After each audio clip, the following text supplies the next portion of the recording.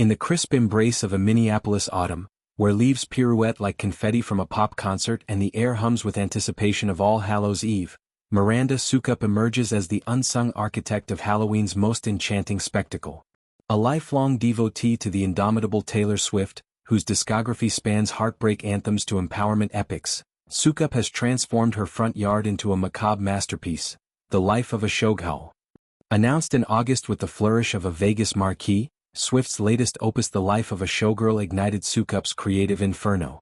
I immediately heard Showghoul, she recounts with the fervor of a prophet receiving divine whispers, and I started brainstorming that day.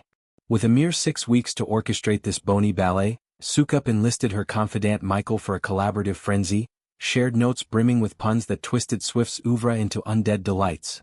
Fearless becomes Fearghowless, read a crimson crypt. At the epicenter stands a stage wrought from scavenged wood pallets, a skeletal diva ensconced in showgirl splendor. Blonde wig cascading like a waterfall of ectoplasm, feathers hot glued in iridescent cascades, she clutches a microphone as if channeling Swift's era's tour zenith. This bony Taylor, eyes hollow yet hypnotic, presides over a graveyard of nods to the singer's saga. A sign of foam-carved bones spells Life of a Showghoul, flanked by tombstones etched with feuding phantoms. Scooter Braun's managerial mausoleum, Kanye West's interrupted Grammy gaffe immortalized in granite.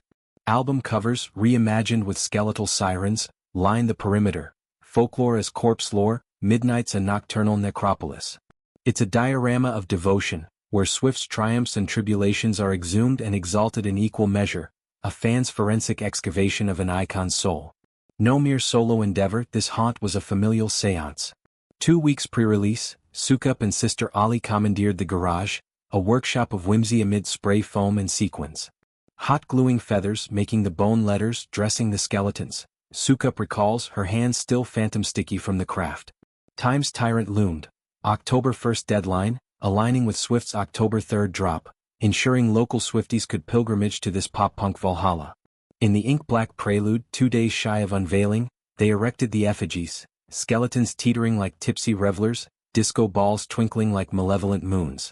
Sukup's thrift was her talisman, the Blue Era's tour gown pilfered from Ali's concert trove, pool noodles sliced into an oversized friendship bracelet, that talismanic token of Swiftie solidarity, headphones for podcasting poltergeists sourced from the By Nothing Collective's communal cauldron. Enter the Kelsey Kins, Swift's real-life romance rendered in ribcages and ribs. Travis, the gridiron gladiator turned gridiron groom, poses as Travis Kilse, Mike and Boney grip beside brother Jason, their New Frights podcast a spectral spoof of New Heights. The duo, captured mid-broadcast, embody the brothers' bombastic banter. Jason's acerbic asides now echoing from the ether. When Jason, on air, bestowed his stamp of the week, and beseeched a beard for his effigy, Sukup complied with glee, sculpting whiskers from yarn and whimsy. It's this interplay, fan art begetting celebrity communion, that elevates the display from decoration to dialogue, a bridge spanning the chasm between admirer and adored. Sukup's alchemy extended to interactivity. Trinkets as talismans for trick-or-treaters, laminated bookmarks of her ghoulified covers clutched like grimoires.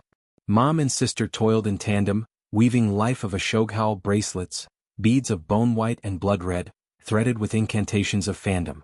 A Ring camera sentinel solicits video selfies with the skeletal songstress, fodder for a montage of masked merriment come month's end. As Halloween crests, Sukup plots a crescendo, a step-and-repeat photo booth, red carpet rolled out like a vein, peppered with Easter eggs, vault tracks visualized in vapor, surprise tracks lurking like jack-in-the-boxes. The harvest? A bounty of belonging. An endless flow of Swifties, Sukup beams, in official merch or sparkly outfits, flooding the yard for photos. Strangers morph into a sisterhood, their shared lexicon of lyrics and lore forging fleeting fellowships. National ripples amplify the rapture. Jason's podcast imprimatur, online odes cascading like digital dominoes. Yet the true enchantment lies in community's quiet forge. There is something so joyous and unique that Swifties share, Sukup muses, evoking the era's tour's electric euphoria, that feeling where strangers revel in the common, the fun, unbound by familiarity. Delve deeper into this devotion's roots, and Swift's siren song reveals itself as Sukup's lodestar. From Taylor Swift's wide-eyed innocence to Reputation's serpentine sting, each era etched epiphanies in her psyche. The 2014-1989 pivot to pop? A permission slip for reinvention. Folklore and evermore's pandemic poetry? Solace in sonnets. And now, the life of a showgirl, a glittering gambit into showbiz's underbelly, inspires Soukup's spookiest symphony yet. Its reclamation, feuds fossilized as farce, romances resurrected as rib ticklers. In an age of algorithmic alienation, this yard vigil reaffirms art's connective tissue, how one woman's whimsy can weave a web catching kindred spirits worldwide. As jack-o'-lanterns leer and cobwebs curtain the cul-de-sac, Soukup's creation endures as emblem. Fandom not as consumption but consecration, Halloween not horror but homage. In Bones and Baubles she immortalizes Swift, not the untouchable titan, but the trailblazing trail of a woman who taught legions to shake off snakes and sparkle on. For Soukup, its genesis, a spark from album announcement to autumn apotheosis, promising perennial permutations.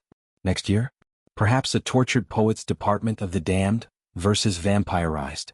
For now, amid the glow of glow sticks and giggles, her front yard pulses with the heartbeat of 1,000 tailors, each skeleton a stanza in an unending, undead ballad.